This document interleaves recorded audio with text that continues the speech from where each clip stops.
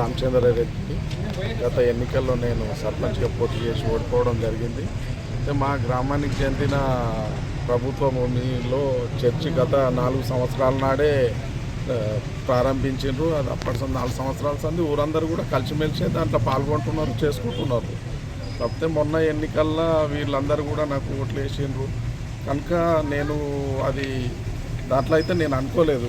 గెలిచిన వ్యక్తులు కూడా మా ఊరోళ్ళే కనుక అందరం కలిసి సామరస్యపూర్వకంగా సమస్య పరిష్కారం చేసుకొని, అది ఎవరింటిది కాదు, అది ప్రభుత్వ భూమి, గ్రామానికి అందరికి సంబంధించింది, రాములతో ఒక్కందైతే కాదు.